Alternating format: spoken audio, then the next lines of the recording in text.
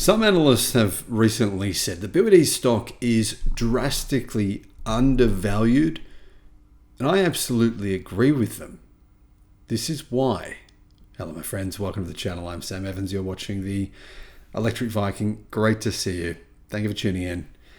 And I want to say a big thank you to our Patreon supporters. Really appreciate your support, guys. If you'd like to be a supporter on Patreon, I'll put a link in the description below. So BYD, is it a company you should buy? Can you even buy BYD stock? Well, yes, you absolutely can. Most countries around the world have different software trading platforms that you can use. For example, in Australia, you can use, well, one of them is Stake, but there's a few different ones that you can use. Yeah, so there's certainly a few different options. You can buy BYD stock. It's very hard to buy CATL stock, the biggest battery company in the world, but BYD, the second biggest battery company in the world, and of course, the biggest or second biggest EV manufacturer, depending on how you look at their global sales right now. It's pretty easy. But the question is, well, should you? BYD's stock price currently today, according to a lot of people, seems like a bit of a bargain. And you know what? I agree. Now, realistically, the price has actually fallen quite a long way. From its high of just over $40 in July of 2022, it's now fallen down to, well, recently as low as $20. So its price halved, but it's up to around $26 US at the time of this video. That means it's trading at a price to earnings ratio of 19.5. Basically, the market is saying BYD is not even a growth stock. Now, that's utterly insane. I don't think anyone, even if you don't like electric cars, I really don't think there's much possibility you're going to think that BYD isn't a growth stock. Even if you just discount their cars, what about their battery company? Their battery division is growing at an incredibly fast pace. It's easily outpacing its rivals from, say, LG Chem, Samsung, Panasonic, companies like CALB or even Goshan High Tech. BYD has really only got one serious rival, that's CATL. And CATL really only has one serious rival, which is BYD. So just on its battery technology and its battery sales alone, this company is unquestionably growing. But there's a lot more to BYD. They're ramping up EV and battery production. They have more plants in China coming online, but they are building an EV factory in Thailand. They're building one in Europe as well, which I believe is in Hungary. They're also building one in Brazil. They also plan on actually building a factory in Mexico. But let's not get ahead of ourselves too much, because that one's not certain. But BYD are currently scouring Mexico for a site to build a gigafactory. Now, BYD has just broken ground on its factory in Brazil with plans to start output in earlier 2025. You might be thinking, hang on a minute, that's 1 year away. But BYD has been known to break ground and begin production within 6 to 8 months, which is unprecedented. It's insane. You would never hear about that happening in Europe. You never hear about that happening in North America. But in places like Central and South America, China, for example, things can happen very, very, very, very fast. BYD is very experienced in ramping production at new factory sites in different locations at insane speeds that I think a lot of people just can't understand. BYD has also announced plans to build its plant in Hungary, but also one you might not have heard about is Indonesia. The company has signaled it could announce plans for its Mexico plant later this year. Now, this plant would target the US car market. But, of course, if Trump were to become the president of America, then he's saying he wants to put taxes on Chinese EVs made in Mexico at 100%. That would mean BYD wouldn't even bother selling cars in the United States. They'd be shipping them to Canada. They'd be selling them in Mexico, probably in Central and South America. However, BYD does build electric trucks and buses in Lancaster in California. It's had that facility there for a couple of decades now, even though Joe Biden wanted that removed and was very against that before he became the president of America. Now, with BYD making price cuts, they've actually created a bit of a storm in China. That they have discounted every single vehicle they make, and I'm talking, I believe about 28 different models have been discounted between 10 to 30% over the past 3 months. It's unprecedented. Guys, people are saying, oh, Tesla started this price war. It's nothing in comparison to what BYD is doing right now. And why are they doing it? Well, because they know there's blood in the water. Xpeng, one of their rivals, has said that. There's a bloodbath. That's the exact word he used. And the truth is, it is a bloodbath in China because all of BYD's rivals aren't making any profit. And they are. So BYD is trying to expand as quickly as possible. It's trying to crush a lot of its rivals. Will it make much profit this year? Probably not. But in the process, it's going to eliminate a lot of its 90 rivals. 90. There's 90 electric car brands in China. But only one of them, to be honest, that I would consider investing in right now. BYD has a new brand, a super premium brand called Yang Wang. And it began deliveries of the U8 in late 2023. Now, I know the name Yang Wang, to be honest, in the West, it sounds utterly ridiculous. I don't think BYD really did any testing of whether or not this brand would work outside of China. Yang Wang, I mean, really, it's sort of very, very hard. I don't think you'll be able to sell a $200,000 electric SUV to customers outside of China called Yang Wang. But it is actually an incredibly impressive vehicle. The technology is actually probably superior to anything else being manufactured in an electric SUV from any other brand worldwide. So, BYD also officially launched its high-performance Yang Wang U9 supercar as well on the 25th of February. Now, that cost $233,000 US, which sounds expensive, but considering its performance, what it's competing against, well, there's no one.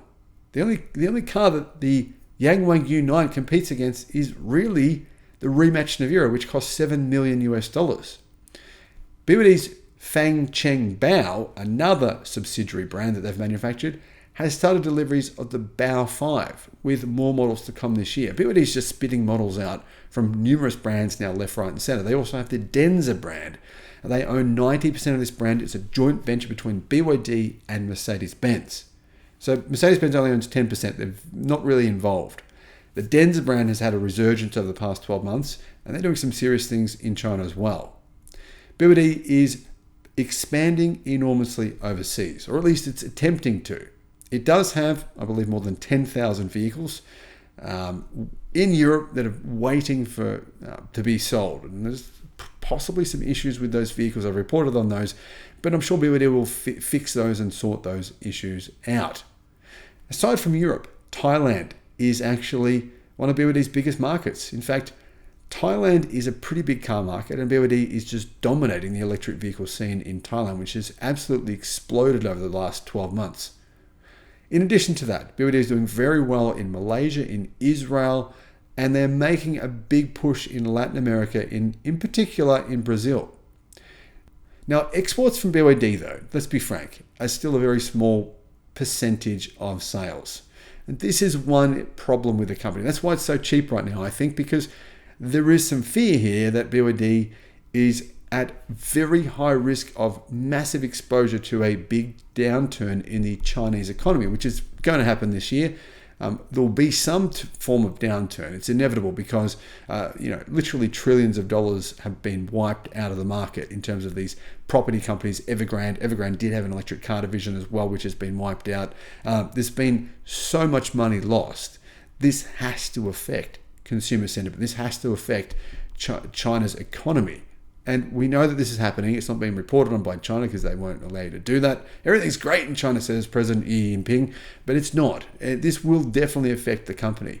Question is how much? Well, unfortunately, still around nearly 95% of BYD's vehicle sales are in China. Now, if I make this comment and BYD fans hate me, I don't know why. I'm just pointing out a fact here. You need to be aware of this risk. It is possible BYD sales this year won't be what they predict them to be. What do BYD predict them to be? Well, BYD say they're going to increase sales to 4 million. Now, based on their performance in January and February, there is precisely 0% chance of that happening this year. Last year, BYD absolutely hit its target. BYD wanted to sell 3 million cars, and they sold 3 million cars. They did incredibly well. Growth was phenomenal. This year, will they go from 3 million to 4 million? 4 million? Very unlikely, considering their current sales this year have been significantly down on their sales in January and February last year. Now, can they do it? Possibly. Can they beat last year? Absolutely. I'm confident they will rebound from this terrible January and February, They will rebound from that, but can they rebound enough to grow as much as what they're predicting? I think that's pretty unlikely. You just got to kind of temper your expectations here and be realistic. Are they going to sell 3.5 million cars? A bit less than their goal of 4 million? Probably. That's very possible. Because of course, China, January, February are traditionally bad months, but unfortunately they've been particularly bad for BYD. Now, experts are still saying BYD are outselling Tesla right now. I don't believe that's actually true based on January and February. But by the end of the year, it's very likely BYD will be the biggest EV brand worldwide in terms of actual sales. They have so many models and they're priced extremely well. Now, when it comes to batteries, BYD are, of course, the second biggest battery company in the world, and they are now profiting immensely from their battery division. Incredibly, even Tesla use BYD batteries. In Germany, they use the BYD Blade battery. And once Tesla actually stopped using CATL's lithium iron phosphate battery and began using BYD's Blade batteries in the Tesla Model Y, the Model Y's charging was faster. It improved. The actual range improved by a little bit as well. Not much, but by a little bit as well. And, it shows you that BYD's battery is actually extremely good. They're also virtually fireproof. Now, can they set fire? Yes, they can. They're not solid state batteries, but it's very rare for lithium iron phosphate batteries to be involved in a fire. BYD, like CATL, is also working on sodium ion batteries. It has a joint venture partnership to manufacture solid state sodium ion batteries. Now, there is no other company in the world that I know of is very seriously doing this. So BYD and CATL could very well unveil solid state batteries that they can mass manufacture. There's no other two companies in the world that have this kind of power. This is an absolute monopoly on the battery market worldwide. Put the two of them together, they own 60% of the global battery market. Now, if they can bring these very affordable sodium ion batteries to market, it's really game over for the competition. So this is not being priced into BYD stock. Analysts are clearly they're really not valuing this part of the business, and they should be. There is buzz that BYD will unveil an updated Blade battery in 2024 with better energy density and faster charging. Whether or not it happens this year or next year, it's inevitable that it will happen. Now, BYD are also working on an LMFP battery, which is like a Model 3 battery, right? It's called an M3 battery, but what it is, it's a hybrid battery using manganese, lithium iron phosphate. So it's got all the benefits of lithium iron phosphate, but it's got a better energy density because of the use of manganese in the cathode, which makes that a very viable battery pack as well. Now, BYD has other businesses. They make their own chips. People forget about this. They're the only car manufacturer in the world that makes its own chips. Or actually, I should mention Tesla do this to a degree as well. Now, along with in-house batteries and other vertical integration, including it manufactures its own motors and many other parts in the car in an EV, BYD has been able to expand rapidly for one big reason. It's vertically integrated. It also manufactures solar panels. It manufactures iPads for Apple and other companies as well. Now, BYD will introduce at least level 2 driver assistance systems in its Yangwang and Denza vehicles, as well as some BYD brand EVs over the next year. It has gone on this insane hiring spree, hiring everyone it can from the best ADAS, basically best automated driving technology companies in China. And its ADAS systems, which are definitely an Achilles heel of the company, will drastically improve over the next 12 months as a result of all these hires. Rolling out quality level 2 driving systems will be a big priority for BYD brands over the coming year. That's increasingly becoming standard in mainstream and entry-level premium vehicles in China. BYD are very well aware of this, so they're investing in that technology. BYD has detailed its autonomous driving efforts at a January 16 event, disclosing massive R&D spending and staffing. It's rolling some level 2 systems starting with premium models, but with mainstream models set to get them over the next year. So basically an Achilles heel will no longer be a problem for the company, or no longer be a weakness. BYD is known for its automotive operations, its electronics, which accounts for an increasingly smaller share of overall revenue, is also part of the business. And it's mostly involved in low margin businesses with the electronics division, including smartphone components, smartphone assembly, and also it actually is one of the world's biggest manufacturers of masks. In late December, BYD Electronics closed its $2.2 billion deal for the mobility business of Jabil. This will boost the unit's exposure to Apple. Now, what about BYD's earnings? Are they doing well? Well, like I mentioned before, there's really only two car companies in the world making a profit selling electric cars. It's hard to do. BYD and Tesla are those two companies. Now, when you consider just that fact alone, you've got to say BYD's share price is clearly drastically undervalued. BYD's earnings have been booming, but they have faced some headwinds in Q4 amid pretty big discounting from the company, which is actually, that discounting has increased in January and February and March this year. But that said, the big decline in the cost of the battery minerals, lithium, and all the other things that go into a battery pack will make BYD's cost of manufacturing lower. So that will help to offset some of these price declines or this discounting. On January the 29th, BYD reported preliminary 2023 net income of RMB 29 billion, which is $4 billion, to RMB 31 billion. That's up 75 to 87% versus 2022. The preliminary full-year results imply Q4 net profit of RMB 7.6 billion yen to 9.6 billion. That's up 4 to 31% versus a year earlier. Profit is definitely improving. BYD will likely release full Q4 and 2023 figures in late March. Its gross margin currently was 22.1%. That's the highest gross margin the company has had since Q3 of 2020, back when it used to make internal combustion engine, gasoline, petrol-powered cars. With BYD's automotive gross margin surging to a pretty staggering 25.7%. Now, Q4 figures suggest that automotive gross margin has taken a significant hit as it's reduced the price of its vehicles. But yeah, that's what happens when you're trying to just get rid of a lot of your competition and take market share, which is what they've been doing. Recent big price cuts and discounts will be offset to a large extent due to lower battery costs, though, as I mentioned before, and other savings. Mass producing this many cars means it's cheaper to make. Mass producing this many batteries means they're cheaper to manufacture.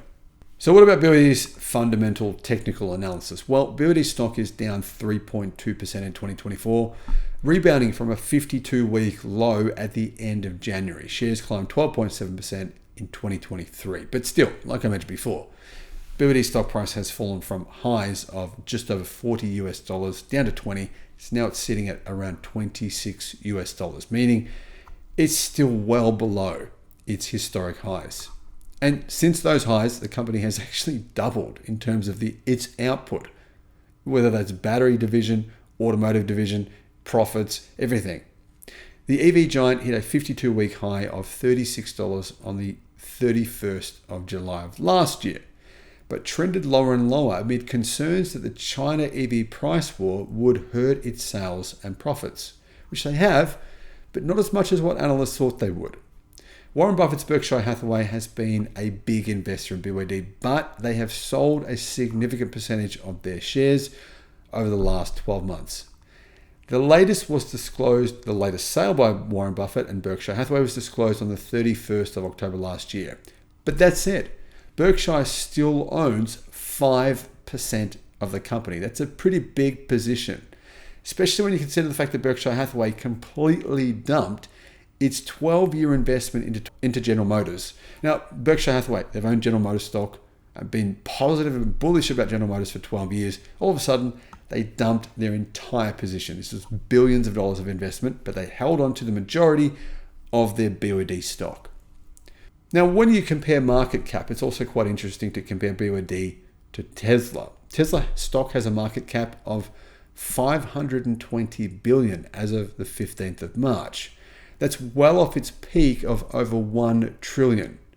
But it's still a lot more than BYD's $73.1 billion. This would imply that BYD is worth a lot less than Tesla, or Tesla is worth around 7 BYDs. I don't think that's realistic. I think both of these companies are undervalued, but clearly BYD possibly even more so than Tesla.